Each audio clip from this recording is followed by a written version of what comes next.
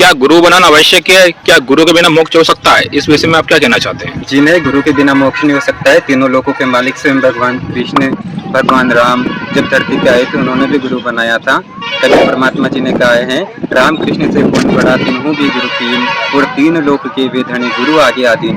जब तीनों लोगों के भगवानों को ही गुरु बनाना पड़ा है तो हम किस आस में है कि गुरु बिना पार हो जाएंगे। सभी शास्त्रों में लिखा है कि भाई पूर्ण गुरु के बिना मोक्ष नहीं होता। श्रीमद् भगवद गीता अध्याय 4 श्लोक 34 के अंदर भी लिखा है, तद्विद्धि ही प्राणिपातेन परिप्रश्नेन सेवया उपदेक्षन्ति ते ज्ञानम ज्ञानिन तत्वदर्शिनः। अर्थात कि हे अर्जुन, उस सच्चिदानंद घन ब्रह्म की वाणी में कहे हुए ज्ञान को उन तत्वदर्शी ज्ञानियों के पास जाकर समझ, उनको दंडवत प्रणाम करने से, कपट छोड़कर श्रद्धापूर्वक प्रश्न करने से वे परमात्म तत्व को भली भांति जानने वाले ज्ञानी महात्मा तुझे उस तत्व ज्ञान का उपदेश करेंगे।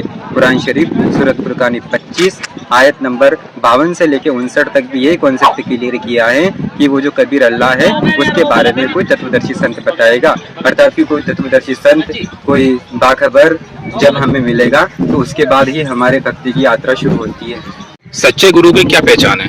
जी, ये बिल्कुल सही प्रश्न है कि भाई गुरु बनाना तो जरूरी है, लेकिन सच्चा गुरु कौन होता है? तो इसके विषय में कबीर जी ने कहा है कि गुरु के लक्षण 4 बखाना। प्रथम वेद शास्त्र का ज्ञाना, कि पहला तो ये है कि वो वेद शास्त्र का ज्ञाता होता है। दूजा हरि भक्ति मन क्रम वाणी, उसके मन क्रम और वाणी में हरि भक्ति होती है। तृतीय समदृष्टि कर जानी, वो सभी को समान दृष्टि से देखता है। चौथा वेद विधि सब कर्मा, वो वेदों के अनुसार भक्ति साधना करता और करवाता है। ये 4 गुरु गुण जानो मर्मा, ये 4 सदगुरु के लक्षण होते हैं। वर्तमान में संत रामपाल जी महाराज जी हैं जो हमारे सभी शास्त्रों के अनुकूल भक्ति बता रहे हैं।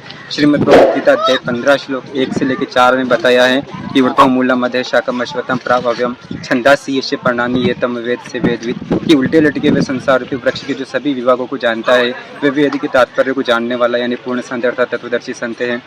तो इस तरह से सच्चे संत की पहचान की जा सकती है जो उल्टे लटके संसार रूपी वृक्ष को बता दे और सभी शास्त्रों को समझा दे। तो वर्तमान में सच्चा संत कौन है? वर्तमान में केवल संत रामपाल जी महाराज जी ही सच्चे संत हैं, जिसको प्रमाणित करने के लिए बहुत सारे प्रमाण हैं। अनेक संतों ने भविष्यवाणियां की है, जिसमें मैं आपको कुछ 1-2 संतों के बारे में बता देता हूँ।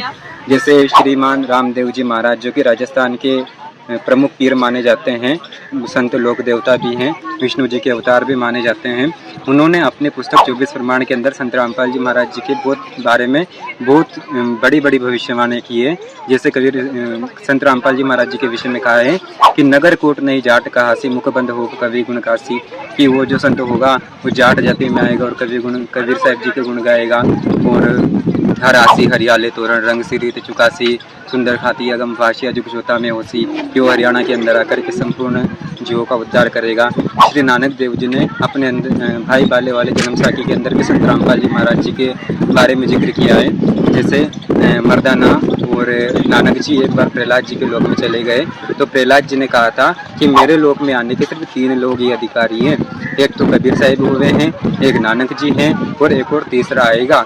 तब मर्दाने ने पूछा था कि भाई प्रहलाद जी, कबीर साहब तो दानक थे, नानक जी खत्री थे, वो तीसरा कौन होगा, किस जाति में होगा तथा कहाँ आएगा?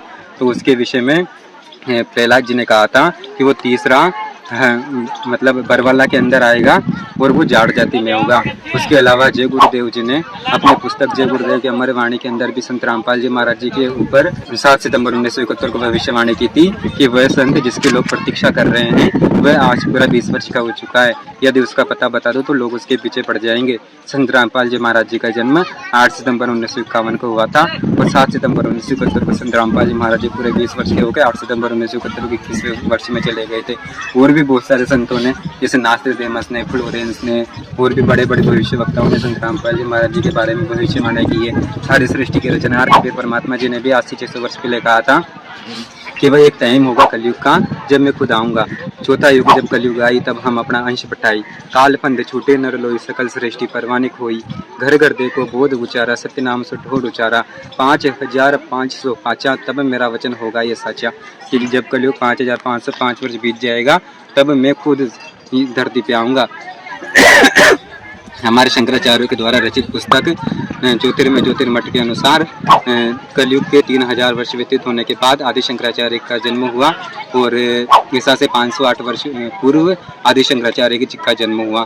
तो यदि दोनों को ऐड कर दिया जाए तो 3000 और 508 तो 3508, अगर 2000 के अंदर गणना की जाए तो 2000 उसमें ऐड कर दो तो 2000 में कलयुग बराबर 5508 वर्ष बीत चुका था। यदि इससे 3 ऊपर चला जाए तो 1997 में कलयुग 5505 वर्ष पूरा क्लियर बीत चुका था। जबकि संत रामपाल जी महाराज जी के रूप में खुद कबीर परमात्मा धरती पे आए और संत रामपाल जी महाराज जी को शिरडी सतलोक भेज दिया। तो इससे सिद्ध होता है कि संत रामपाल जी महाराज जी केवल एक तत्वदर्शी संत या पूर्ण गुरु ही नहीं बल्कि खुद पूर्ण परमात्मा असंग ब्रह्मांड के मालिक है।